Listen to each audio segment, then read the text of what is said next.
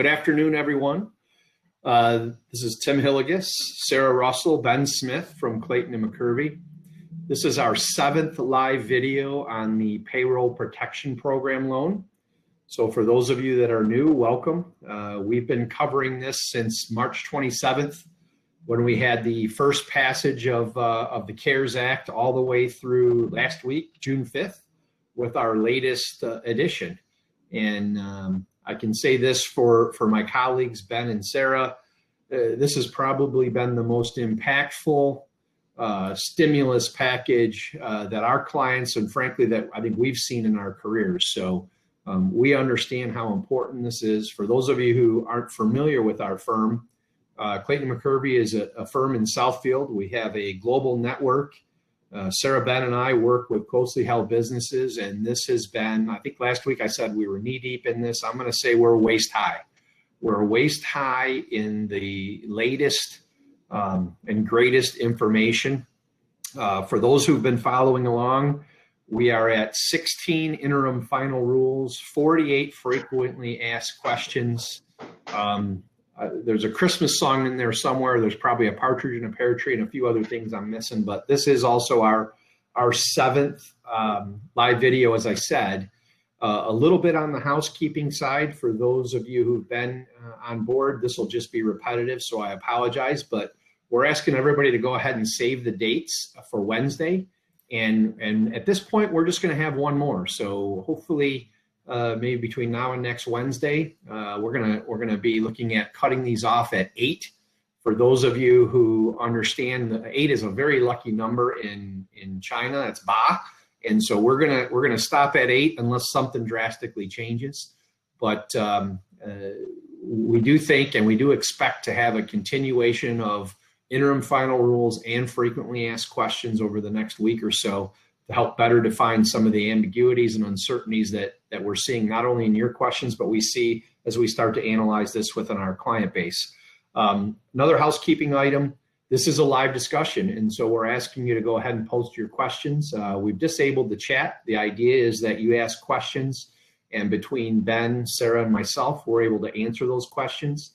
For those of you who haven't seen this before, there's an upvote, a little triangle next to each question. So if there's a question that really relates to you and you'd rather not try to type that again, you can go ahead and hit that triangle and it will upvote it and let us know how important that question is to everybody. I already see some double-digit numbers, and so while Sarah's presenting, Ben and I will be taking a look at those questions and figuring out what's the best way to interject those.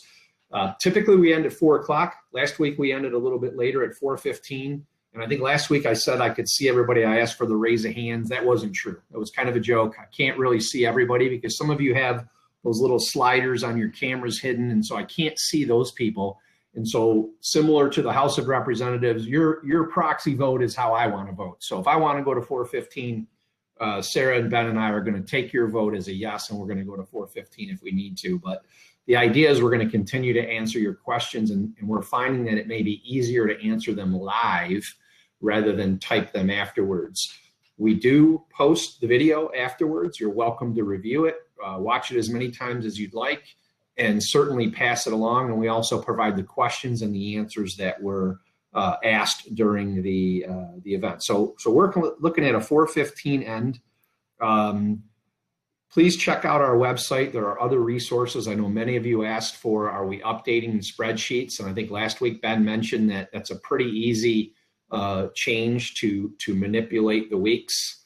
And so we'll be making whatever changes need to be made, especially when it comes to any ambiguities or discrepancies between the law and what the application for forgiveness proposes. And I'm going to turn it over to Sarah here in a second, but Sarah, there's a word I want you to remember. We have a word for the day. Ben, do you remember what the word for the day was? Analogize. Analogize. So I want everybody to remember the word analogize because it's going to come up a little bit later. So without any further talking from Tim Hilligus, hopefully we've covered all the housekeeping and the save the date. I'm going to turn it over to my colleague, Sarah Russell. Thanks, Tim. I'm going to start by saying I have been experiencing a few technical difficulties here at the home office today with my internet connection. So bear with us in the event that I have an issue in the midst of this webinar. Tim will take over and sort of jump in where I left off. But I just wanted to sort of preface that because my internet has been going out a little bit more than I would appreciate during the day today. Sarah, you can go ahead and start at anytime you want to get started. So I'm not sure if you heard me. I said I'd turn it over to you. I believe you're joking now. Humor coming through. Yes, thank goodness. Knock wood. We don't want to turn it over to me. You've got it. You've got the floor. So in the midst of my internet going down today, I realized as I was bringing the slides up for the webinar that this specific slide did not get saved over. But I will tell you that the actual, the new numbers haven't changed that much from this slide. As of June 7th, the net approved dollars are $511 billion and change. So not much difference from last week. The loan count went up by 4. So the lender count went up by 4 from 5,454 to 5,458. And the loan count went up about 50,000. Still hovering around 0.75%, 0.7% of total loans above $2 million. Still just under 30,000 loans above $2 million. So those numbers haven't changed much. That's where the statistics are for the program today. Still a fair amount of money left. So that'll just get right into the Paycheck Protection Flexibility Act. We talked about this last week, and the Senate actually voted on the bill a few hours after our webinar ended last week. And then the president signed it on Friday. So, just to sort of recap where we are on that, we're definitely still waiting on implementation guidance. We expect that to be coming sometime soon. But to refresh your memories, it extends the covered period from 8 weeks to 24 weeks after the date of origination, or December 31st, 2020, whichever is earlier. So if your 24-week period would have extended beyond December 31st, 2020, your covered period will end on December 31st, 2020. Loans received prior to June 5th can elect to use the original 8-week covered period if you wanted to, if that might be more beneficial for you, or if you look at it and say, hey, I sort of want to get my loan forgiveness application in and I'm willing to do that. We'll talk a little bit later, a couple of things to consider when you're looking at making that decision. The Flexibility Act reduces the amount required to be spent on payroll from 75 to 60%. Last week, we had talked about how this was one of the issues that was holding up the vote in the Senate. Marco Rubio was concerned that this was going to be a cliff, in that borrowers, if they didn't spend 60% on payroll, would get zero forgiveness, unlike the rule that was implemented by Treasury originally, which allowed for partial forgiveness. It said the amount of loan forgiveness would be limited to the extent you spent 75% on payroll, but it allowed for partial forgiveness. The Treasury did issue a statement with the SBA on Monday that said the guidance that's forthcoming will ensure that this is not a cliff, it's not an all or nothing, and that you will be able to get partial loan forgiveness in the event that you don't spend 60% on payroll. You'll still be able to get partial forgiveness based on that proration. It amends the terms of a loan to be a minimum of 5 years from the 2-year maturity originally imposed by the administrator. But this 5-year term is applicable for loans approved on or after June 5th. The guidance says that, certainly borrowers and lenders can change their loan terms if they so choose. But I think that, I expect that the guidance that comes out on this term, on the terms of this loan, will change the interest rate. Currently, banks are sitting with a 1% interest rate,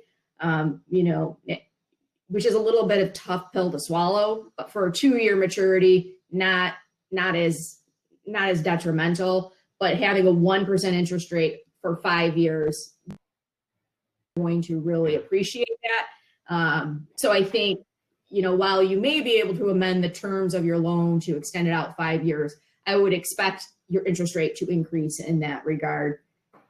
Tim, it sounded like you may have had a comment there. Well, I was just going to say, Sarah, just to kind of think of, I guess, the positive vibe that we're getting from the Treasury Department. They also made a change to the Main Street program, which changed the percentage that the banks could actually get or sell back to the government. So I think that kind of corroborates what you're saying here. They're trying to put the risk or help the banks, I guess, mitigate the fact that these are not ideal for their economic performance.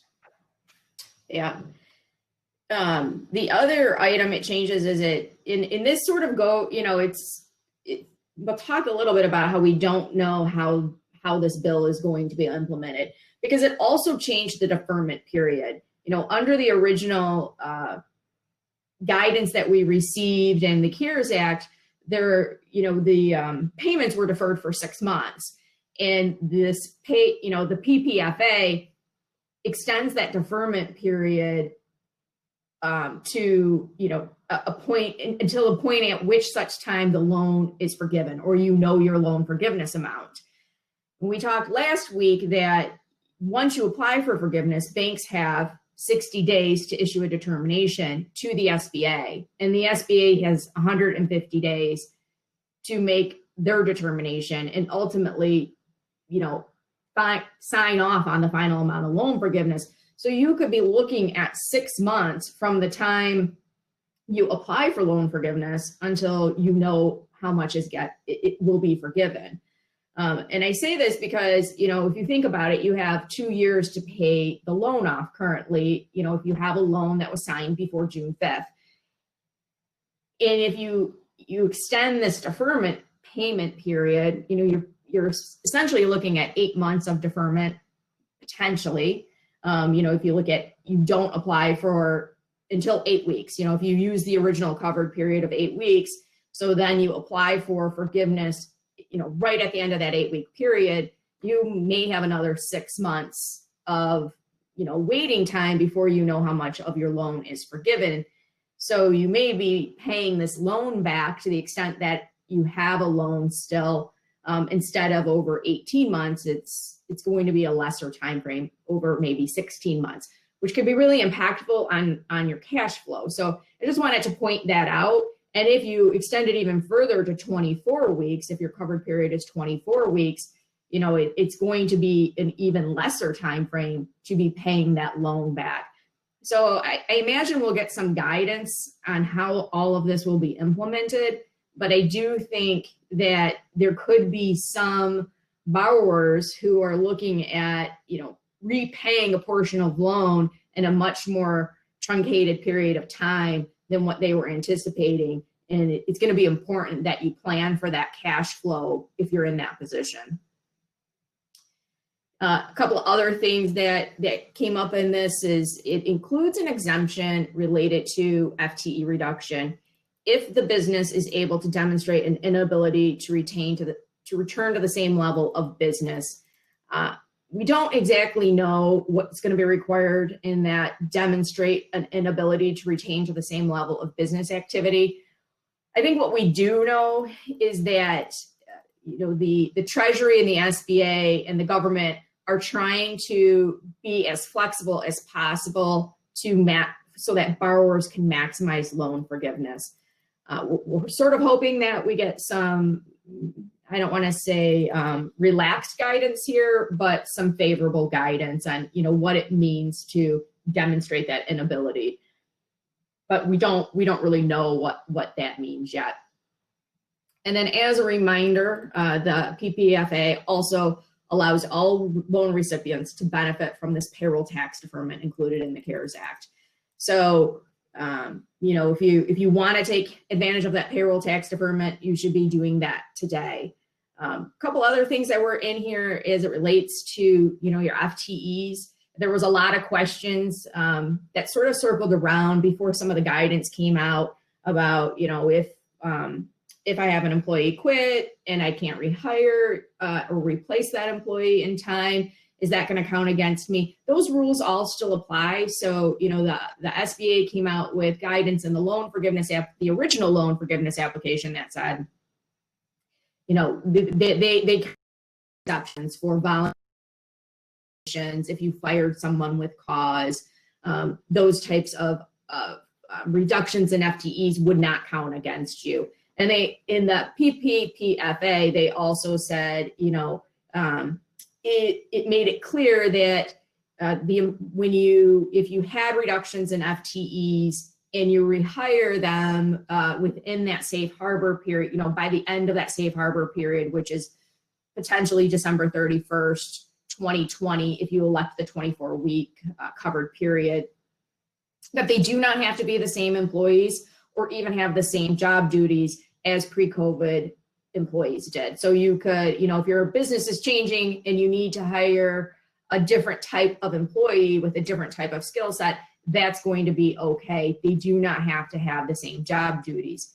However, it's important to remember that if you are rehiring the same employees, they do need to be rehired at the same compensation levels pre-COVID. Otherwise, you would be subject to those compensation reduction rules that also are included in the CARES Act. So a few things to consider here. If we look at the FTE issues, I don't want borrowers to lose sight of the fact that, this extension, while provides a lot more flexibility, it essentially extends the time that you need to maintain your FTEs 3 times. It goes from 8 weeks to 24 weeks. And so in the midst of this economic uncertainty, you may look at it and say, does it make sense to just go with what I know and use the 8-week covered period? Or do I want to risk it and use the 24-week covered period, and commit to maintaining my FTEs for 24 weeks, or committing to at least at a minimum rehiring to the same level by December 31st, 2020.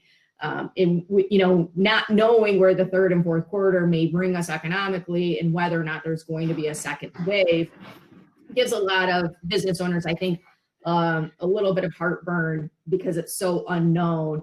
I think a lot of people think, well, if there's a second wave and there's another, sort of economic shutdown, these rules may be relaxed. And I tend to agree with that, but you can't count on it. I think that in the legislation, we have this 10-month, it sort of imposes a 10-month time frame from the end of your covered period to apply for loan forgiveness. And it's sort of implied in the way they wrote the legislation. The legislation says that if you do not apply for loan forgiveness within 10 months after the end of your covered period, that none of your loan will be forgiven and your payments will start in that 10-month period. I'm hoping that they don't issue a different set of rules for this election. In other words, right, the election to use your original 8-week covered period or the longer 24-week covered period, it's a borrower election for borrowers that apply or that got their loans before June 5th. I believe that you're going to have 10 months to make that determination. So you should have full knowledge of where you're at with loan forgiveness by the time you're applying. I think that there will be some flexibility because obviously 24 weeks is going to be before that 10-month time frame is up. I'm hoping that that's how this plays out and they don't impose a different deadline to make this election. And then the other thing that I wanted to point out in here is that the FTE, the rules are as such that if there was any reduction in FTEs between February 15th, 2020 and April 26th, 2020, and those reductions are reinstated by December 31st or June 30th, 2020, those reductions would be disregarded. And I point that out because I believe that if you had a reduction after April 26, 2020, I'm not sure that you can rectify that. I don't believe that reduction falls under this rehiring safe harbor. So you could be in a position where you've maintained, your employees through 8 weeks, thinking I've got this PPP loan, I'm going to retain my employees for the 8-week period, achieve maximum forgiveness. If you have a reduction after that 8-week period because your business isn't back to the levels that it was pre-COVID, I don't know that you can rectify those reductions at this point. I think that this time frame that they put in here that talks about reductions between February 15th, 2020 and April 26th, 2020 could be challenging if you do have reductions outside of that time period. So these are all things to think about. It's, great that we have some flexibility in the act, but don't lose sight of some of the more technical dates that are included in the original act that could trip you up. Yeah. Hey, Sarah, I think this is in particular on the FTEs and the 8 and the 24, and the fact that you have, I don't know if you want to say that some appliers for the loan are grandfathered into having the option of 8 or 24, and those who still may not have received their loans will not have that option. We have a ton of questions about, is it 8 or 24, or is it 8 to 24? How does that impact the 15,000, $385 or whatever the 8 weeks, 850 seconds of $100,000 compensation? So maybe we could have a little discussion on that real quick. And like I said, these are all 50, 46, 42. A lot of people are interested in our comments on this. Yep. So there's been no clarification guidance issued. We do not know how the extension of time will impact the limitations imposed for payroll, specifically those limitations for owners and for employees making more than $100,000. I've read some people who are speculating that those limitations, that $15,384 limitation won't change, but that's just speculation. I'm not sure that there's any, I'm not sure how they're coming to that conclusion, other than, if we go back to when you applied for the loan was based on 2.5 months times payroll. And so could they still impose that original $15,385 limitation? Potentially they could for your employees making over $100,000. I think if they do, I think it will be only for those highly compensated employees over $100,000. I don't think that they will go and limit the, all of your employees that are making under $100,000. I don't think they'll limit that to 8 weeks of payroll, but until we actually get guidance on that, it's hard to say. One of the things I've seen out there is in watching other professionals who are kind of digesting this similar to we are, is I've seen others say, well, and I don't think they're unjust in proposing or stating, hey, we think everything's going to be now 24.50 seconds. So it's going to be 24.50 seconds of rent and 24.50 seconds of payroll and so forth. And that would put that threshold or that cap at $46,153 of $100,000 ceiling. But we don't know. And one of the other questions that's coming up here is, hey, if I get done at 9 weeks, 10 weeks, 11 weeks, or 12 weeks, can I stop and then am I limited to a 10-week, 1050 seconds or 950 seconds? And we just really don't know the answer to that. The way it's written is it's either 8 weeks or 24 weeks, and that's kind of it. Yeah, and I think the challenge that, and I do think it's going to be 8 weeks or 24 weeks. I don't think that there's going to be something in the middle. Now, they may, especially for employee or borrowers who need that December 31st safe harbor, right? You won't be able to apply for loan forgiveness until after December 31st, 2020, if you need to rely on that. For borrowers that haven't had an FTE reduction or compensation reduction, I don't know the answer if you'll be able to apply before that 24-week period is up. It seems reasonable that you might be able to. That might also help the SBA and the banks sort of spread out the workload of when these loan forgiveness applications are coming in. So they may want to do that, but we just don't know. My next slide here, says that there's a joint statement from Treasury and the SBA, and that came out on Monday, that specifically said, when we issue guidance on, first it said we will promptly issue guidance to address the implementation of PPPFA, which we have not gotten yet. I looked about 2:30 and there was nothing new out there. But they did say in their sort of statement that a couple of things that they were going to clarify was make clear that the 60% limitation wouldn't be a cliff and you would be eligible for partial forgiveness. And also one of the other things that was holding up the vote in the Senate was there were a couple of senators that were concerned that the new covered period would allow for applicants to apply through December 31st. And the SBA and Treasury said, we will make it clear that there will be no applications allowed accepted after June 30th, the original application timeline.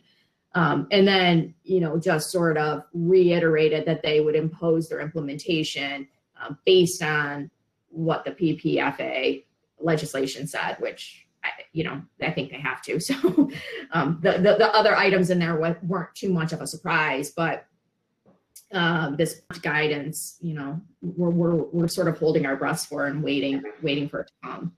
Yeah, I think one of the, I struggle with all the hypotheticals, but you think about, and I'm directly looking at all these questions of, hey, if I'm done at 10 weeks, 12 weeks, whatever, and you got to make a decision if the economy or my business isn't improving, I'm past the point where I can get forgiveness. I've spent it all. But now is my measurement for reductions of full-time equivalents continuing. And so this is where, and somebody asked this question, can I use hindsight? I think you can use hindsight, especially for those who got their loans in April, because you won't be bumping up against that 10-month window. But I also think you got the economics of, do I spend money that I'm not going to get forgiven? And that's a question we just couldn't answer for anybody right now. We have some clients where it seems blacker and whiter, and that is the companies that haven't been able to start their business and now are going to start it.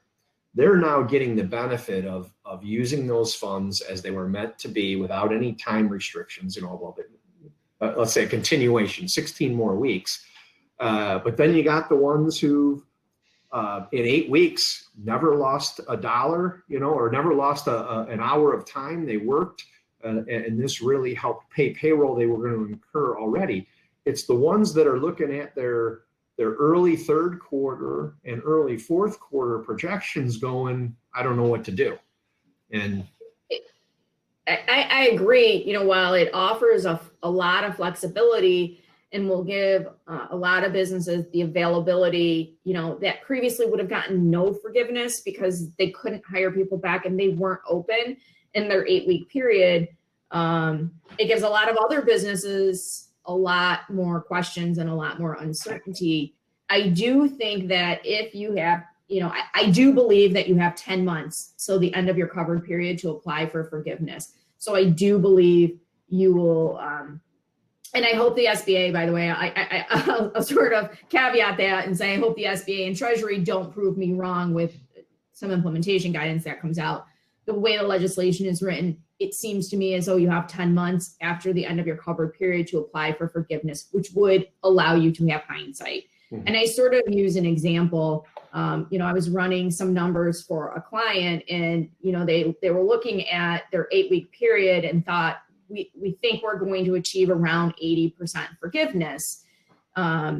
So, if you look at a $1 million loan, they would get $800,000 forgiven and they'd have a loan of $200,000. And while they recognized I may be able to get full forgiveness, and certainly I'll be able to spend all of the funds on qualified expenses if I go out for 24 weeks, I'm not sure that my business is going to support my full-time staff. Mm-hmm. And I think I could be as low as 60% of my full-time employees. And I won't have any need, if that's the case in the third or fourth quarter, there's very little chance I'd be rehiring them on December 31st. So then I'd be in a worse position and I'd only get $600,000 forgiven. And what should I do? I think you'll be able to run those numbers and pick the best time frame for your business to maximize your forgiveness because you have 10 months. That's the way I believe that it's going to work. Until we get the modified loan forgiveness application, we won't know. I will say that I don't think you can use the original loan forgiveness application. I think there's going to be some modifications to it, but potentially banks will accept that. I mean, certainly, I think there may have been a couple, some loans out there that were ready for forgiveness before Trump signed the law. So potentially banks will accept the current application that's out there because it's all that exists today. Yeah, I'm not sure. And we're in a conversation, one of our other partners in the office this morning about the same quandary of a company that can get pretty close to full forgiveness at the end of 8 weeks, and what do? And we started throwing numbers around. Well, you probably need to forecast where you might be with full-time equivalents, where those reductions might be. The one thing you can theoretically do is figure out the math. How much can you pay each employee up to, and theoretically still get that forgiveness? So 16 weeks at some threshold, you can at least maybe look at, well, I'm either going to pay it back as a loan or I'm going to give it to my employees. If I can get full forgiveness, I want to pay it to my employees, and maybe do some algebra. I'm not saying it's easy, and I'm not saying we have the solution, but I think it definitely does not put those who have this grandfathered opportunity in the best light, especially those with low overhead, where their compensation isn't a high enough cost to get them close to full forgiveness at the end of 8 weeks. So I think getting some certainty around also kind of how you can treat employees in that current $15,000 limitation that we have on the old application will help people in that planning situation too. Because I think there's a bunch of people with different pockets of employees, and running those scenarios out will be, kind of eye-opening over the next couple of weeks as we get that information. Okay. All right. I think the other issue that I look at with this extended time frame is, I do have one client that sort of looks at it and says, their loan is more than $2 million. They applied for the loan. There's still some uncertainty where things are going to go in the third and fourth quarter. But to date, their business, they've seen a little bit of a drop off, but not as big of a cliff as they thought they were going to see. And if that doesn't come to fruition, and they wait 24 weeks to apply for forgiveness, does the SBA get even more hindsight to determine whether that need was there? And are they better off based on, all of the uncertainties going on in the first 2 quarters of 2020 to just apply for forgiveness after 8 weeks, pay off, take the loan for whatever they didn't get to spend, to get that application in fast and get more certainty around, this need and how the SBA is going to review it. And that's not a small, piece of the puzzle when you're making these determinations, especially if you're, in a situation where your equity is strong currently, your cash is strong currently, and as, maybe a skeptical business owner who wants to pull chips off the table in these times of uncertainty, you really can't do that until until the SBA reviews your loan without sort of having some bad optics out there. And so, if you look at it and say, well, do I want to wait until next year to, pull equity out of this business? And I don't know what could happen a year from now. I'm just going to apply after my first 8-week covered period and just be done with it and try to move on. I mean, I think there's a little bit of still, the SBA could certainly come back and do a fuller audit than what they're going to do in the 150 days and change their position. But at least you have a little bit more certainty. I don't know, Tim, your thoughts on that? I agree with you. I mean, this is a dynamic that, the more flexible or the more people are prepared for whatever comes out, the better off they're going to be. And having an ability or being able to gather that data is going to be critical to their maximizing this benefit. Now that being said, I know you and I have talked about this before. Some people just flat out, maybe, especially if they have a decent crystal ball into the next half of the year, may very well draw their line in the sand and say, this is better than I would have ever thought. This is more than I anticipated, and I'm not going to risk having to pay back funds. It's one thing to pay back funds you haven't spent. It's another to take the risk to put them into play in payroll costs or utility costs, or mortgage interest costs or rent costs, and ultimately not have them forgiven at a time where your business may not be able to afford that payback. Which kind of leads me into the one of the questions here that I'm going to follow our guidelines that we proposed to ourselves, which is ask your own question to yourself. And that is, do the loans that were approved before this legislation still have a loan term of 2 years? That's a great question, because a lot of times when they put these laws in place, they specify which of these things are changes to the past legislation that may or may not apply to somebody who's received a loan. And so for those who have their loans before the enactment of this legislation, they get the option to use the 8 weeks, but they get the benefit of the 5-year installment treatment. So that's a true benefit for those people. You're disagreeing with me? You're looking? They do not get the benefit of the 5-year maturity.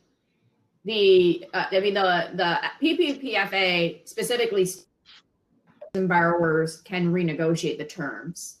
Okay. But that 5-year maturity is non-negotiable for loans entered into after June 5th, 2000, or on or after June 5th, 2020. So if you have a loan that you signed in April with a 2-year term, you have to go back to your banker and ask for different terms. This was sort of what I had said at the beginning. You know, in that negotiation process, I would fully expect you to have a different interest rate. Okay. But also you're stuck with the 2-year term is what you're saying for those people who had a loan before June 5th. Unless the bank is willing to amend the terms to your loan. Okay.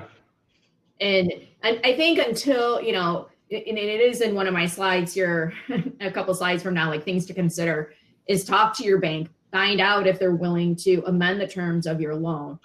Be prepared for them to maybe take a wait and see approach to see what the SBA implementation guidance is on the 5-year term, because I expect that 5-year term will come with a different interest rate, not the 1% interest rate.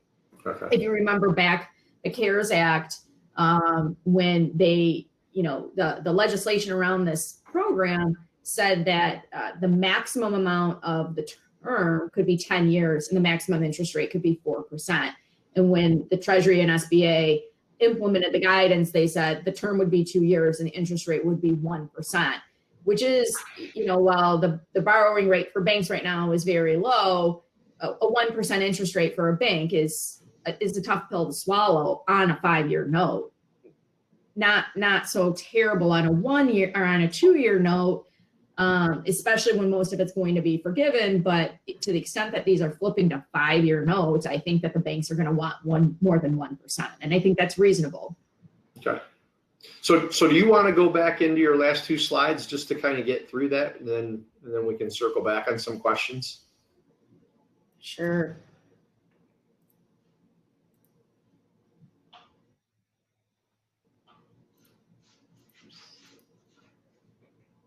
So I'll just talk a little bit about, you know, questions still remain.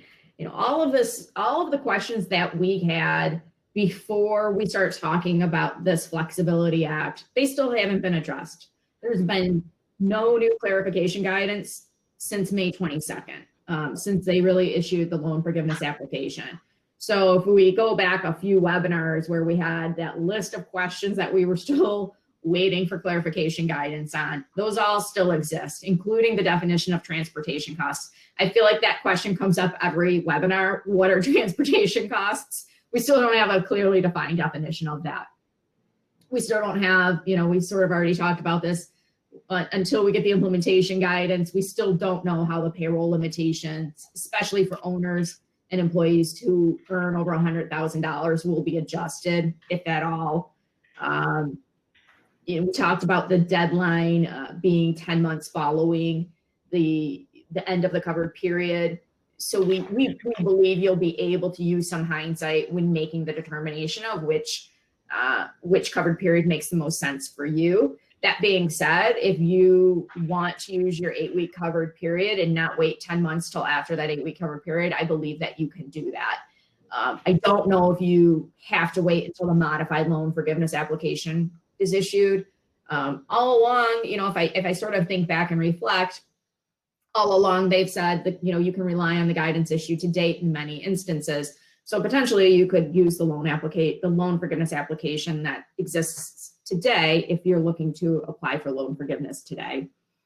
And we also anticipate that there will be guidance issued on how a borrower can demonstrate an inability under the regulations to return to the same level of business activity.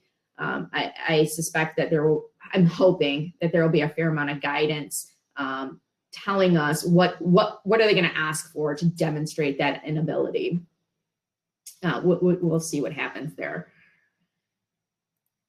So things to consider today, we talked about this, maximizing your forgiveness and not just automatically assuming it's going to be 24 weeks instead of 8 weeks. There are instances, I think, a lot of times that the 8-week covered period may be the most beneficial so that you're not, sitting here trying to run your business and make decisions on your staffing requirements out until December 31st. That's not a great place for a business owner to be. And so I think that there will be a lot of businesses that end up just going with what they know, which is the 8-week covered period. Talk to your banker about modifying the loan agreement. Expect that, you may need a little patience on an answer there. And then don't lose sight. Continue to track qualified expenses as you have been doing. We'll revise our loan forgiveness calculator once we have more guidance. But at this point, we haven't done so yet just because there's a lot of unknowns. And then, be prepared for ongoing uncertainties. There's going to continue to be changes to the guidance. Secretary Mnuchin just came out this afternoon and sort of gave a preview of what might be in the next stimulus bill. And one of the things he commented on in there is that there is a willingness to sort of have another round of loans available for small businesses.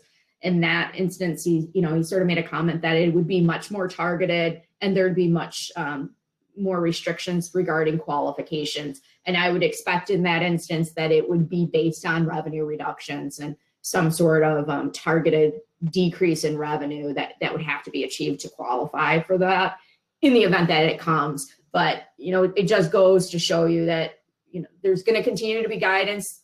There is likely to be more stimulus. It seems that Trump is willing to have another stimulus package. The Senate has sort of backed off. They were originally trying to sort of come out with their bill before they recessed for July 4th.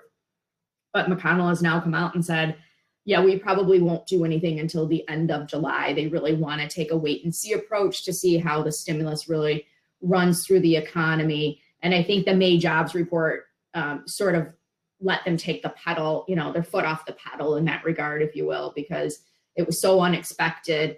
Although, how accurate it was, I would say is being questioned, but that report sort of had the Republican Senate say, let's hold off a little while longer before we pass another huge stimulus package.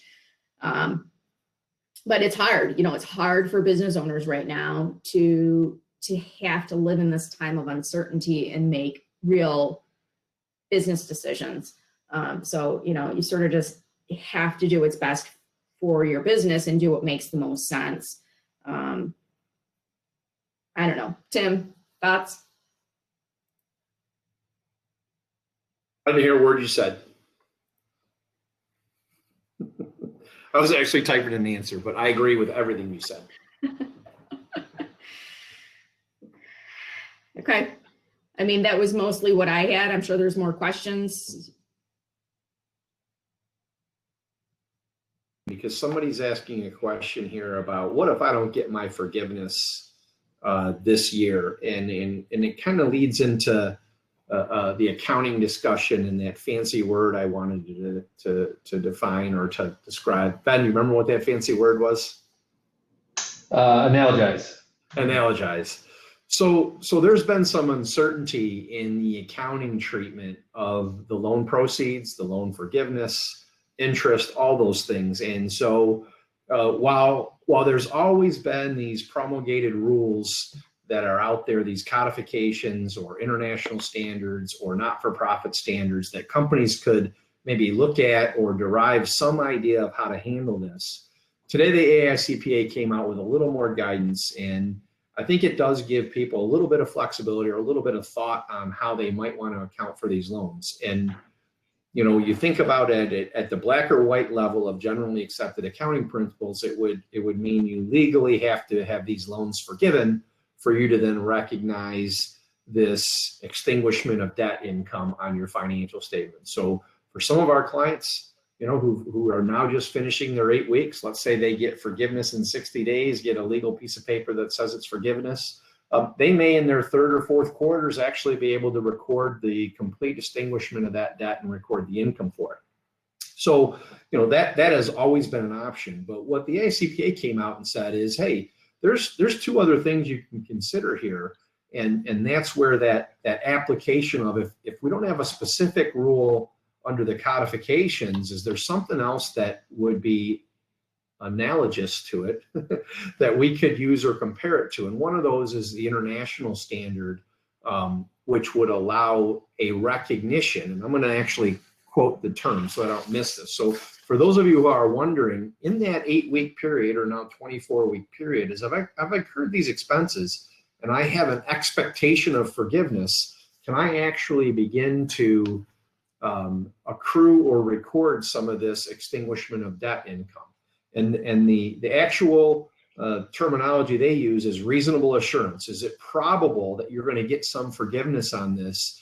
And so can you now match that forgiveness income with your interim financial statement? So it's definitely something. I'm going to try to get something out this week on this in writing so everybody can follow it, but not to overly simplify it, but you have an option of accruing some income on this as you incur these expenses with a reasonable expectation of forgiveness.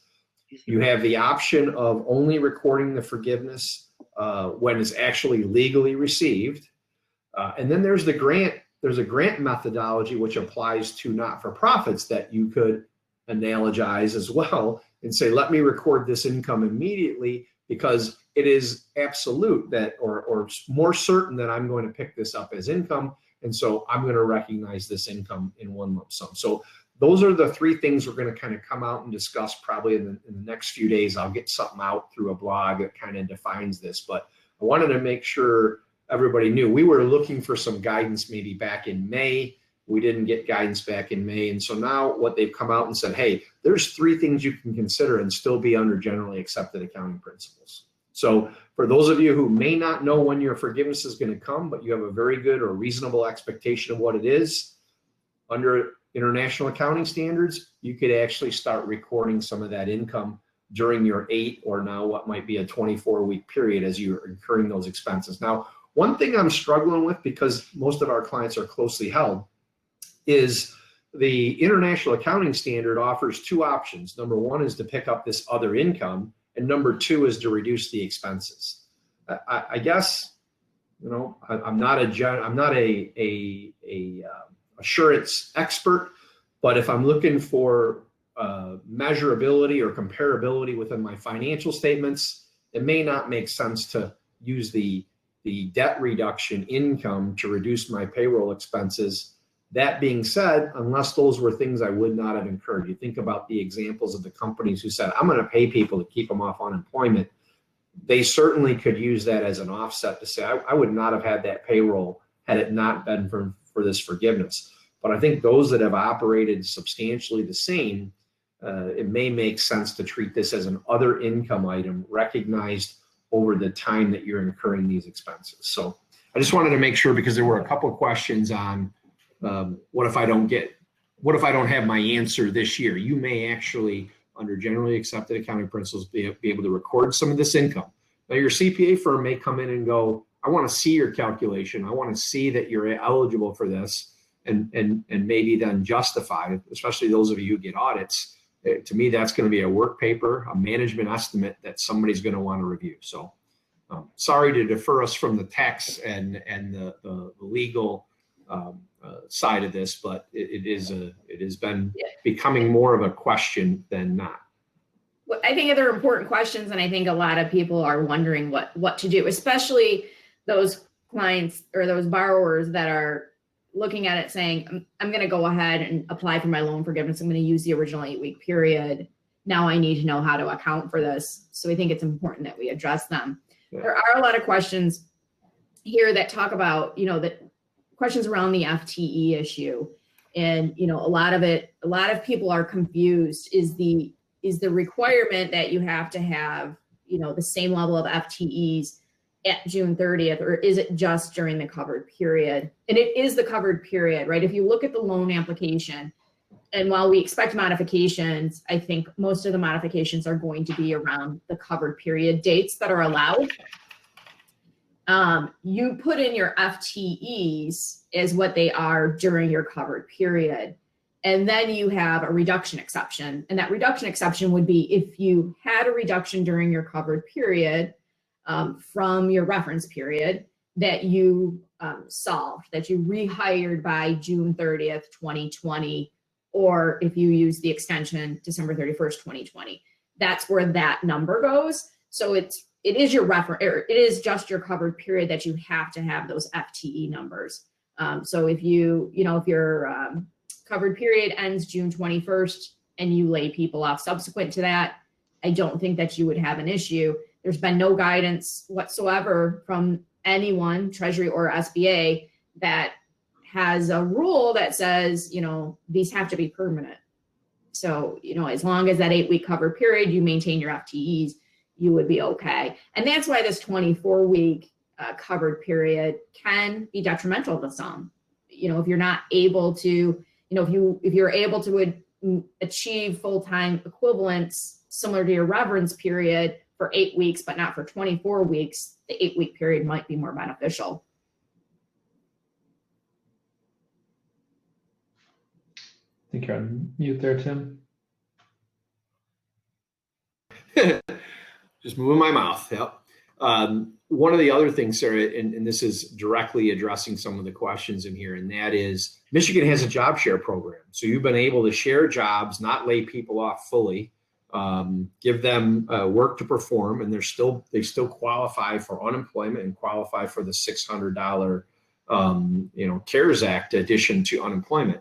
And so, but I think it's important we let people know that that is completely different. That eligibility or ability to do that under the unemployment rules still doesn't give you this green light on the FTE calculation. If somebody's working 32 hours to qualify for that program, that's a 0.8 person compared to what they may have been. If they were a 0.8 person before, fine. But if they were a full 1.0 salaried employee and now they're down to a 0.8, that could impact your total forgiveness. Now, there may be something that comes out where they look at that and say, well, maybe there'll be a de minimis amount. Anybody that's what we thought originally, hey, if you're at 0.75 or greater, you're a full-time employee. So there were a lot of speculations that allowing people to do a one-day furlough would still qualify them for a full-time equivalent. Well, now we know that they're going to the 10th of a decimal point based on a 40-hour work week. So. I see a couple of questions regarding the interest on the loan. So a couple of things. The interest begins to accrue on the date of the loan. However, to the extent you get forgiveness, that interest is also forgiven. So you will have to recognize accrued interest on whatever portion of the loan that does not get forgiven. Anything that's forgiven, you don't pay interest on. In addition, I believe that banks will be limited to a maximum rate of 4% on the 5-year period because that is the maximum stated rate in the CARES Act. I don't believe Treasury has the authority to change that maximum rate. So that would be, the worst case scenario you would be looking at would be a 4% rate if you modified your loan terms. And, that's, I think, only if the SBA and Treasury allow for that rate to happen. Good. Hey, and I think one of the things that we have not seen an answer is the gross versus net on health insurance. And we from day one, we have been saying, track it all. You got to track your gross payments. If that ultimately is the amount forgivable, then absolutely want to make sure we track that. So, but there has been no clarification at all on if it's net of employee contributions towards their monthly health insurance premiums. Yeah, agreed. One last thing I want to say that kind of ties to the discussion we had about the accounting rules and what happens if this doesn't occur in this year. All those accounting discussions have no impact on the tax status, and the original act has the exception that this loan forgiveness, I'm staring at it right now, that this loan forgiveness is not taxable income. But what we had after the act is we had the IRS apply Internal Revenue Code section 265 to say, hey, if your source of income is a non-taxable source of income, you can't deduct the expenses. So when we were talking about those accounting rules and could you net your loan forgiveness against your payroll expenses or rent expenses within your profit and loss, that's irrelevant to the tax treatment that your CPA, whether that's Clayton McCurvey or whoever, how they will handle your tax return. And we still would encourage you all to reach out to your Congress people, your senators and your Congress people, to make sure they understand this is critical. I mean, this could impact for some of you, it could be a 40% impact on the tax benefit, on the ultimate cash flow benefit of the amount you get forgiven. Yep, it's a good reminder. So I just accidentally clicked live answer on a question right before you started talking. I thought it was interesting. They're asking if now that we have a 24-week period, will the options of reference periods change? So right now we have the reference period first 2 months of 2020 roughly, or 6 months and 19, or if you're seasonal, I think you get I can't remember, it was an 8 or 9 week period that you select. I haven't seen anything related to them changing those reference periods, something that I hadn't thought of before, but there's nothing that I've seen, IFR, the law, or anything that would indicate they're thinking about changing that. So. Yeah, they haven't changed the reference period, and I see that a lot of people are still not clear on the FTE in this sort of moving target.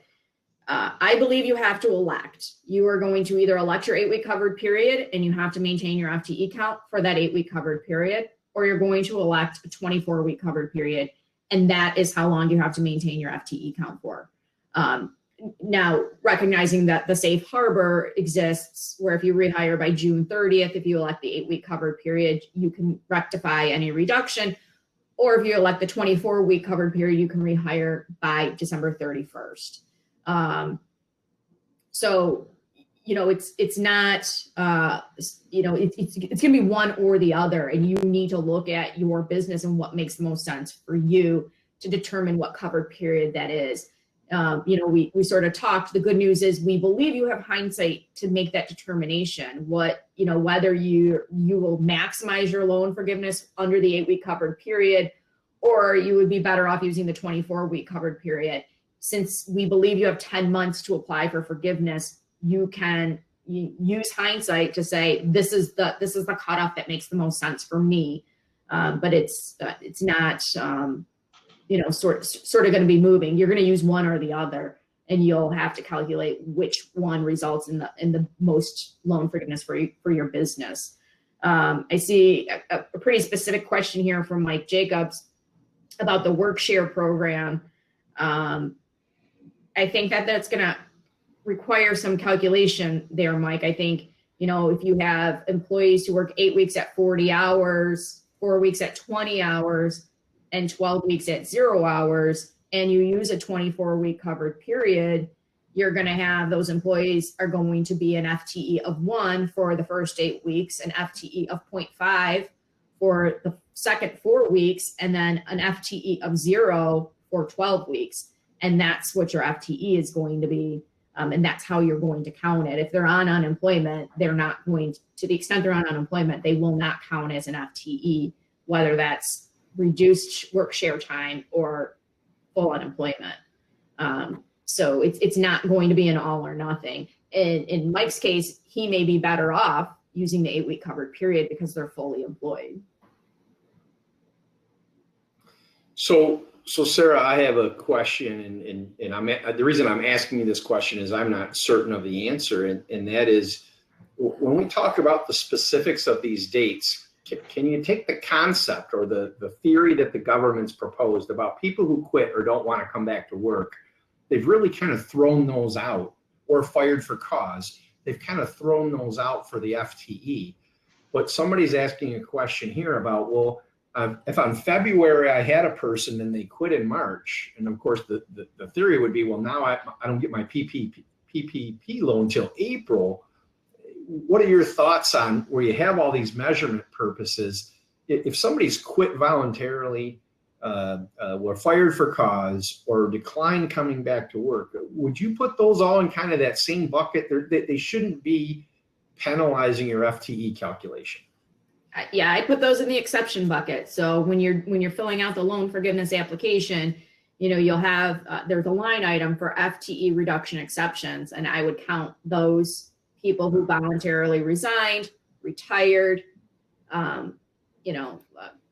passed away potentially, or were fired for cause. You would include those in your FTE exception, which doesn't count against you. Essentially, you count your average FTEs, and then you put in a number for your FTE reduction exceptions, and you add them all together to get to what your FTE number is. So you sort of just add them back in, so they won't count against you. That's how I interpret the rule. I've been wrong before in my interpretation. But yeah. I think the one thing that I would say on just about all of this is there's been very few things where they've made black or white, which, you bring up the transportation. I think they finally clarified it with owners, owner employees with you can't pay more than what you made in 19. I think that was uncertain early on in the interim final rules. Now it's more certain. So I think there's a lot of things that they just continue to not clarify. I just wanted a little housekeeping. We're at 4:03. So like I said, this is where we took the liberty of your proxy vote to say we're going to go a little bit further. We'll go to 4:15, and any questions we don't have answered at that point, Sarah, Ben, and myself will shut down the microphones, and we'll go ahead and continue to answer some of those. But we're kind of down to the last 12 minutes, guys. So as you're looking through some of these questions or something's popping in your head, go ahead and kind of have a little bit of a free-for-all here. I'm still seeing a lot of questions on FTE. I see a question here. I thought the FTE calculation is gone. The FTE calculation is certainly not gone. And the Flexibility Act makes it clear that if you choose the 8-week covered period, that you can choose the 8-week covered period. Now, what I don't know is if you choose an 8-week covered period and you had reductions, I think you have to hire them back by June 30th, regardless of when that 8-week covered period is. So I don't believe that there's this carve out if you use 8-week covered period to change your safe harbor date, which, a lot of people say, well, that doesn't make sense. What if I don't get the loan until June 30th? Then yeah, I think you're stuck with, you have to have full-time FTEs at the same level as your reference period to achieve full forgiveness. But it did not go away. It's still there. They've just loosened the exceptions to the FTEs. It made it into legislation, the firing for cause, this inability to resume business at the level of activity you were at pre-COVID. We don't exactly know what that means, but there's certainly going to be a carve out there. Do I know what fired for cause means? I interpret that to mean just normal fired for cause. Right. Do I think if a company had 20 people fired for cause all at the same time, I think they'd probably challenge if that was really fired for cause or if that was a layoff. Well, I think also you'd have to look at the hindsight, and that is, the Treasury, Mnuchin has come specifically out and said, at least with respect to people who don't want to come back to work, you got to fight their unemployment. You got to remit. And I would think that if you're going to fire somebody for a cause, you might have to consider, well, did I challenge their ability to collect unemployment if there was a cause there? And I'm not an unemployment expert. I'm just saying that cause, again, is a subjective answer. And maybe there's some HR attorneys that say, no, cause has been defined plenty enough in the world of HR law that it's easily defined. But I do think documentation is going to be key for those that maybe, it is performance and as opposed to a specific act that they might have done. Yeah. And I think what they were trying to address is business owners still have to operate the business the way they normally would. And if you had an employee with performance issues, they didn't want to write into legislation rules that would cause you from not being able to fire that employee like you normally would, because you wanted to protect your PPP forgiveness. I think they were trying to write out some legislation that said, continue to operate the business the way you normally would. If you would generally let go of this employee because of a performance issue, or they did something egregious, an act of some sort that caused the firing, you can still do that and we won't harm you for that.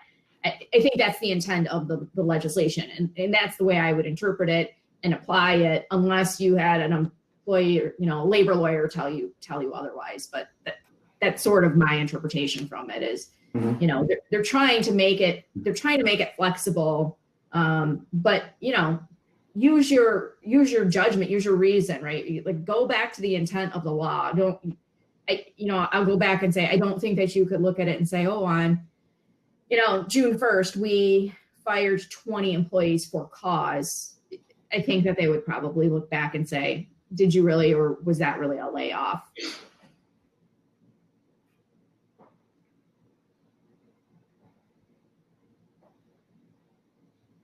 Yeah, somebody's kind of getting in the specifics here of, this is where, if the sky was blue this morning and it turned gray an hour later, and then was it really ever blue? I don't know.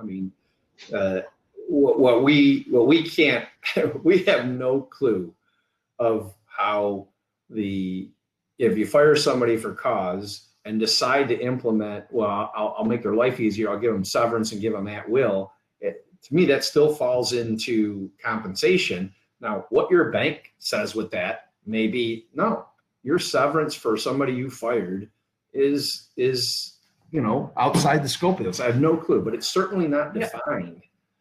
Severance is included in payroll costs. Right. So the severance pay will be included in your payroll costs. What won't be is you will not be able to count that person that you're paying for severance as an FTE. I don't believe they're no longer employed. Just because you have them on severance, I don't believe you would get to count them as an FTE. Okay. I see a question here going back to the need. We have cash reserves in the bank that we normally keep for potential market swings. I wish I could tell you the answer to that question. I don't believe that that's the intent of the law. I don't believe the intent is to say, hey, as a business owner, you maintain a certain level of cash, just working capital in the business to carry the business through the ebbs and flows of the market. And you should use that cash reserve that you would normally maintain for and not qualify for the PPP. I don't believe that's the intent, but I don't have a crystal ball to say for sure that somebody at the SBA isn't going to challenge that. I doubt it, but anything is possible. We got some smart people on the line, I can tell you that, because somebody's now asking the question that you can't write down your expenses if they are forgiven. If you go past December 31st, how do you reflect the expenses this year versus next year? And I think we talked about this last week, that there may be a timing difference. You could have deductions that you fully deduct this year on a timely filed tax return, and you get the loan forgiveness in 2021.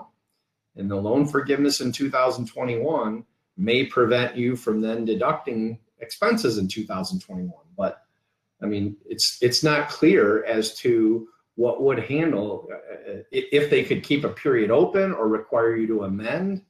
Yeah.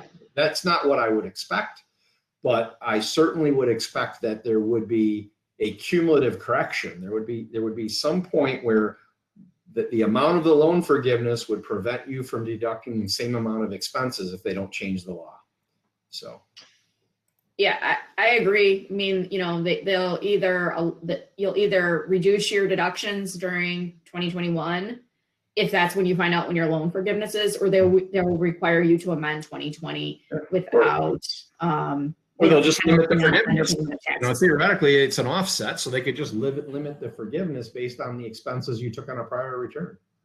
Yeah, quite frankly, I hope that this gets changed. I hope that in the next stimulus act that this gets written out of law and we don't have to worry about it, is my hope. That's why we continue to tell everybody to write their congressman to ask for that to be included in the next round of legislation.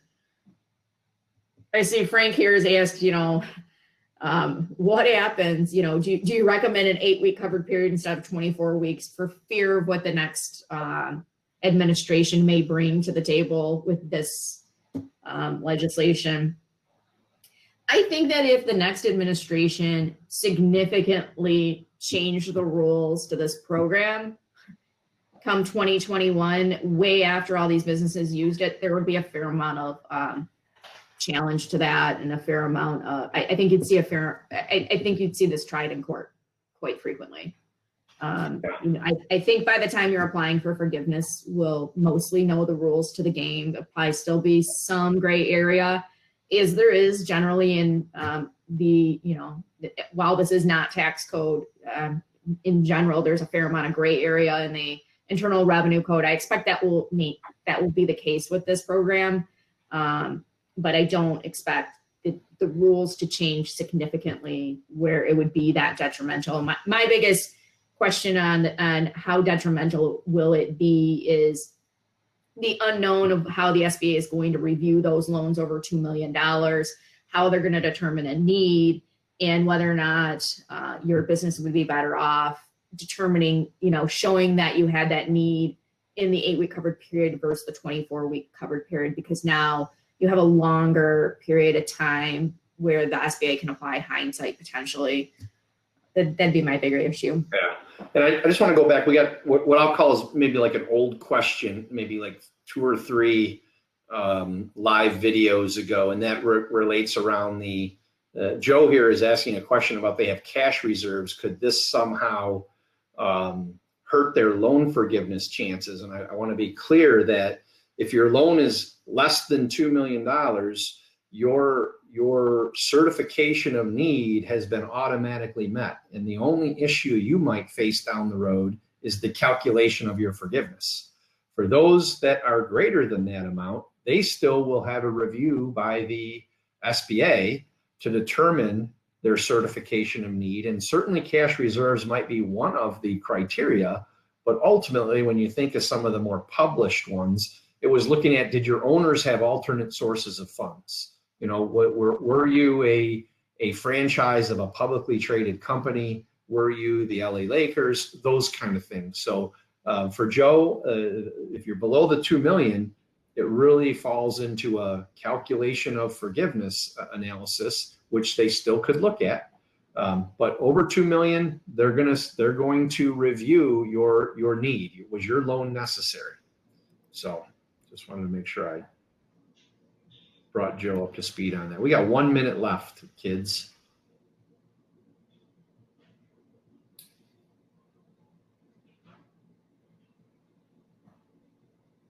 All right. Thank you, Sarah, Ben, our behind the scenes staff, for questions we haven't answered. And I know quite a few have come in the last 10 minutes. We're going to do our best to get through those answers. Somebody did ask the question, can we publish or type or copy the transcript of those that we've answered live? What I would suggest is the answer to that is no. But you can certainly, these are an hour and 15 minutes today. You could rewatch it and find that answer within there. But we do not have a transcript of this. I don't know that we even have software that could create a transcript, but the idea would be to be able to reference this video as often as you'd like, and hopefully where we answered questions that are valuable, but where we've said live, it will give you a chance to maybe seek out those answers. And if for some reason you don't think we answered them, reach out to Denise Asker, our director of marketing, and she can hunt us down and make sure we get the right answer to them. But thank you, everyone. Look forward to next week. Sarah's going to be on vacation, so Sarah will be coming in cold. So any new rules that come in, you get the Tim Hilligus, Ben Smith version of any new rules that come in, and but they will be good. They will be good. So next week, Wednesday at 3 o'clock. And I'm going to just throw out there, I would anticipate us going 4:15, and that extra 15 minutes really saves us an hour in typing answers when we can digest some of these questions and have a little dialogue. And, you know, I got trumped up by Sarah, and so you can see that there's still a lot of uncertainty and ambiguities in this, even amongst professionals. So we're not shy when it comes to trying to get the right information, the right answers to you. So thanks, everyone. We appreciate it and look forward to seeing you next Wednesday at 3 o'clock. Yeah. Thanks, everyone.